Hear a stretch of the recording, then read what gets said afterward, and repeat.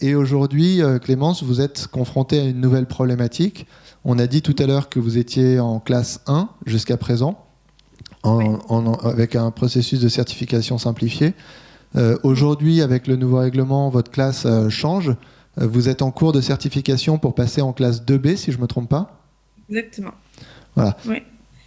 Oui, on commercialise des dispositifs médicaux de classe 1 qui évoluent en classe 2B selon le nouveau règlement.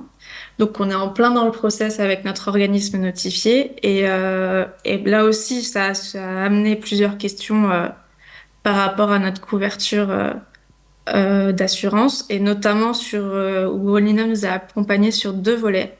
Donc d'abord dans cette demande qui est purement une demande de l'organisme notifié de calcul de la couverture financière suffisante imposée par le nouvel règlement pour passer notre logiciel en classe 2B.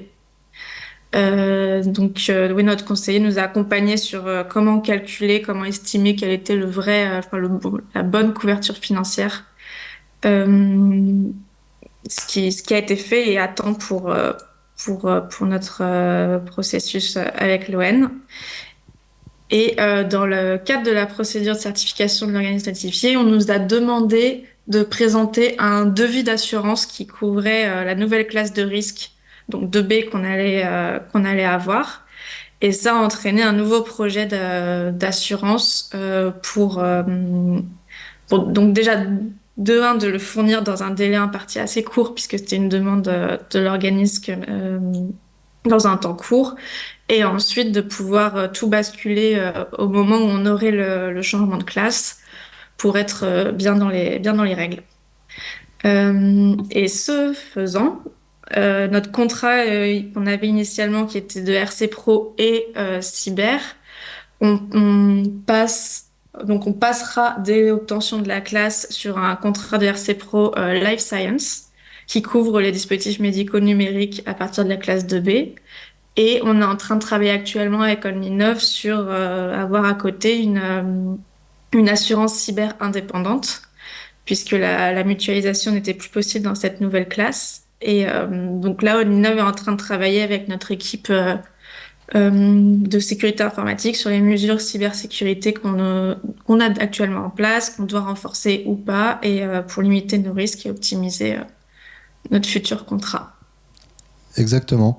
Et donc, le décryptage un petit peu technique d'assurance de tout ce que vient de décrire Clémence, c'est que il y a deux approches possibles pour des sociétés qui sont vraiment des technologies de santé avec une forte composante digitale. Donc soit éditeurs de logiciels, soit des dispositifs médicaux connectés à un système d'information avec une brique logicielle forte. Soit on considère que c'est des sociétés avant tout technologiques, et particulièrement quand on est en classe 1 où on a des contraintes réglementaires et a priori un risque corporel pour le patient qui est assez limité pour être classé en 1. Et dans ces cas-là, donc nous, le parti pris qu'on a, c'est de considérer que c'est avant tout une société technologique qui a des problématiques de responsabilité civile professionnelle liées à la techno, des problématiques de cyber-responsabilité, de sécurité des données, etc. Mais dans tous les contrats d'assurance dédiés aux sociétés technologiques, vous avez des exclusions qui concernent les professions soumises à une obligation légale d'assurance. Et un fabricant de dispositif médical, il est soumis à une obligation légale d'assurance. Ça veut dire que sans vous en rendre compte, vous pouvez avoir tout simplement votre cœur de métier exclu du contrat, mais sans que ce soit précisément écrit dispositif médical. Donc nous, on a développé un contrat d'assurance RC pour les métiers technologiques avec des garanties cyber combinées dans lequel on assure les dispositifs médicaux, et ce sont des activités bien précises qu'on peut prendre dans le contrat d'éditeur de logiciels, dispositif médical de classe 1, de classe 2A. Mais à partir de la classe 2B, les assureurs considèrent que la volonté du règlement, c'est de reconnaître un risque corporel pour le patient accru à partir de la classe 2B. Et du coup, on bascule dans une autre approche où on va dire « Ok, maintenant, on est avant tout une société de dispositif médical avec un risque corporel pour le patient. Mais comme on reste une entreprise technologique, on va faire le travail inverse. On va prendre un contrat d'assurance responsabilité civile sciences de la vie. On va rajouter une extension de garantie pour apporter les couvertures spécifiques liées au fait que c'est une technologie digitale. comme l'indisponibilité du service cloud, enfin du service SaaS ou ce genre de choses. Et puis, on va extraire la partie cyber-responsabilité qu'on va traiter dans un contrat à part. Donc tout ça, il faut que ça se fasse.